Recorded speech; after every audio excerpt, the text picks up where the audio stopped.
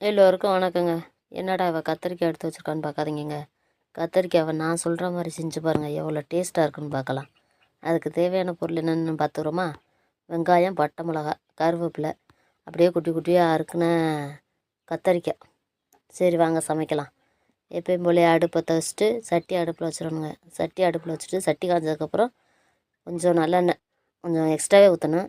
அதுவும் காய்ஞ்சதுக்கப்புறம் சோம்பு, கடுகு, கருவேப்பிலை 3யும் போட்டு நல்லா பொரிய விடணும். நல்லா பொரிஞ்சு வந்ததுக்கப்புறம் நம்ம அறுத்து வச்சுருக்கோமா வெங்காயம், பட்டை மிளகா, இதை 2யும் போட்டு நல்லா செவக்க கிண்டி விடணும். அது 2யும் கிண்டி விட்டு நல்லா செவந்ததுக்கப்புறம் அறுத்து வச்சுருக்கோமா கத்திரிக்காய், அதையும் போட்டு நல்லா கிண்டி விடணுமுங்க. நாங்கள் எப்போயுமே விறகு அடுப்பில் தான் சமைப்போம், அதனால் தீ கொஞ்சம் கூட இருக்குது, கொஞ்சம் அட்ஜஸ்ட் பண்ணிக்கோங்க. அப்புறம் அதை நல்லா கிண்டி விட்டதுக்கப்புறம் தேவையான அளவு உப்பு, மஞ்சப்பொடி போட்டு நல்லா கிண்டி விடணும். கிண்டி விட்டுட்டு சரி செத்த நேரம் வேகட்டும் அப்படின்னு தாம்பாளத்தை போட்டு மூடி வச்சுருவோமுங்க. கொஞ்சம் நேரம் சென்று வந்து திரும்பி பார்த்தா இப்படி வந்துருந்துச்சுங்க. என்னடா பவர் கம்மியாக இருக்கான்னு பார்க்காதீங்க, வீட்டுக்குள்ளே சமைக்கிறதுனால பவர் கொஞ்சம் கம்மியாக தாங்க இருக்கும். நல்லா மசிய வெந்துருச்சாங்க.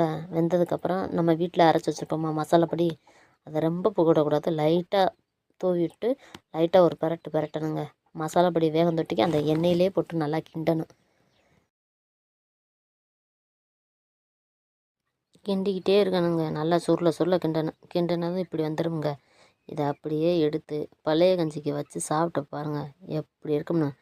அதென்னங்க சுடு சோறு, ரசம் சோறு, பழைய சோறோடு சாப்பிட்டு பாருங்கள், அப்படி இருக்கும். நம்ம வீடியோ பிடிச்சதுன்னா சப்போர்ட் பண்ணுங்கள்.